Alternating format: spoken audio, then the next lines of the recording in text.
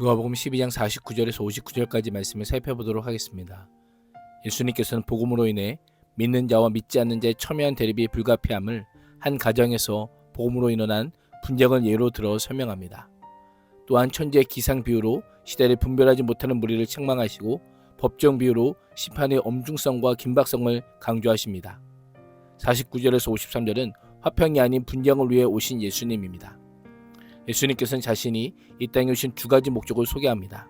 먼저 불을 땅에 던지러 오셨습니다. 불은 하나님의 강력한 심판과 정화를 상징합니다. 구약에서 불은 제의적 기능으로 정결을 가져옵니다. 이는 예수님의 종말론적 사역이 심판을 통해 정결과 정화를 가져옴을 알려줍니다. 심판의 주체는, 즉 불을 땅에 던지는 주체는 예수님입니다. 예수님께서 던지신 불은 불이 붙은 지 어느 정도 시간이 지나 활활 타오르고 있는 상태를 알 수 있습니다. 이미 이 불이 붙었으면 내가 무엇을 원하리요? 라고 말씀합니다. 내가 세상에 불을 지르러 왔는데 이미 붙은 심판의 불이 활활 타오르는 최후의 심판의 불까지 다다랐다면 내가 무엇을 더 바라겠는가? 라고 말씀하고 있는 겁니다. 누가복음 5장 38절에서 예수님께서는 내가 의인을 부르는 것이 아니요 죄인을 불러 회개시키러 왔노라 라고 말씀하셨습니다. 이 땅에 있는 죄인들을 불러 회개시켜 구원하기 위해 오셨다는 겁니다. 그 말씀과 비교한다면 죄인들의 구원과는 상반된 심판의 이미지처럼 보입니다. 심판이 무엇입니까? 참과 거짓이 무엇인지 구별하고 의인과 악인을 분명히 구분하는 것이 심판입니다. 불이 땅에 던져지면 의인과 악인 간의 분리가 일어나고 알고 본 곳간에 쭉적이는 불에 던져집니다. 보통 사람들이 심판을 말하면 징벌의 의미로 받아들이는 경향이 있습니다.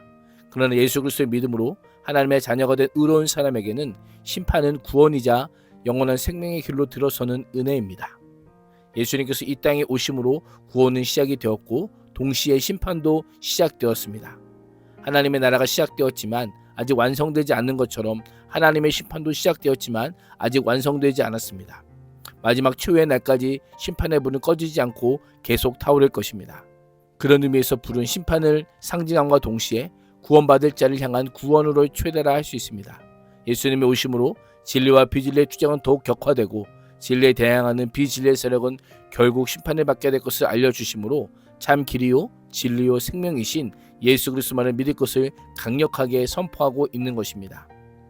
심판이 이미 시작되었으니 이제 예수님께서 무엇을 원하실까요? 공생애를 시작하시면서 요한에게서 이미 세례를 받으신 예수님께서는 자신이 받을 세례가 있다라고 합니다. 자신의 세례를 통해 하나님의 계획이 이루어질 것을 예고합니다. 주님께서 받을 세례는 십자가의 죽음을 의미합니다. 예수님께서는 왜 자신의 고난과 십자가의 죽음을 세례라고 표현하셨을까요? 그것은 세례가 갖는 의미 때문입니다. 세례는 죄를 씻음으로 그리스도와 연합하여 그리스도의 몸된 교회의 일원이 되는 것입니다. 그리스도의 십자가의 죽음이 나의 십자가의 죽음이라고 고백하며 믿는 것입니다. 예수님께서는 불의 세례를 위해 죽음의 세례를 향해 몸소 나아가십니다. 십자가의 죽음은 세상에 불을 붙여 악인에게는 심판을, 의인에게는 정화와 구원을 가져옵니다.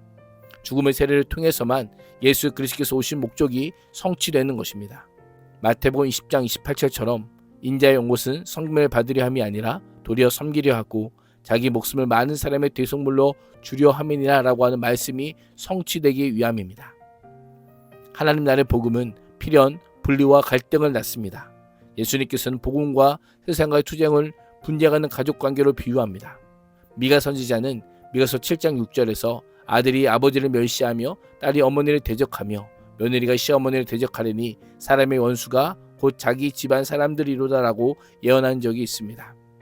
복음에 대한 태도에 따라 결속력이 끈끈한 가족관계에서부터 분리와 불화가 일어납니다.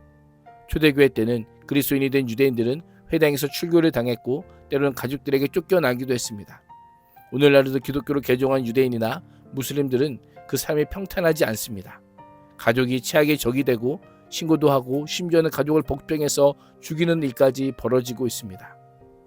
예수님께서 이러한 분열을 조정하기 위해 세상에 오신 걸까요? 그렇지 않습니다. 예수님의 오심과 가르치심과 부르심이 예수님을 영접한 사람과 거부한 사람들 사이에 불가피하게 분열을 일으키고 있음을 알려주고 있는 것입니다. 예수님의 평화와 세상이 추구하는 평화는 근본적으로 다릅니다. 하나님의 평화는 십자가를 통해서 이루어짐을 기억하며 세상과 화평이 아닌 하나님 나라가 목적이라는 사실을 잊지 말아야 합니다. 54절에서 59절은 시대 분별입니다. 지금까지 제자들에게 가르치신 예수님께서는 이제 무리에게 말씀합니다. 당시 보편적으로 알려졌을 기상예측 방식 두 가지를 언급하시며 무리의 무지를 지적하십니다. 당시 사람들은 서풍이 지중해 습기를 가지고 올 때 폭풍우를 예상했고 남풍이 불면 네게부 사막의 뜨거운 날씨를 예상했습니다. 현상을 바탕으로 가까운 미래를 예측하고 분별할 수 있는 지혜가 있었습니다. 그런데도 예수님의 사역을 보면서는 하나님의 나라를 깨닫지 못했습니다. 기상을 쉽게 해석하면서 시대는 해석하지 못하는 무리를 외식하는 자야라고 부르시며 그들의 무지를 꼬집으십니다. 시대를 분간하지 못한다는 것은 예수님께서 가져오시는 새 시대, 즉 구원과 심판이 임하는 하나님의 나라의 도래에 무지했음을 의미합니다. 분별할 수 있음에도 무지했음을 지적하시며 어찌해 옳은 것을 스스로 판단하지 않느냐고 결단을 촉구하십니다. 두 번째 비유를 통해 옳은 것을 판단할 지혜가 없음을 지적합니다.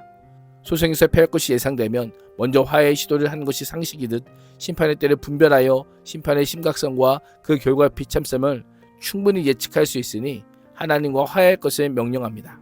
십자가를 지시기 위해 예루살렘을 향하는 길에 계신 예수님께서는 불을 던지러 왔다라고 하시며 십자가의 복음에 집중하라.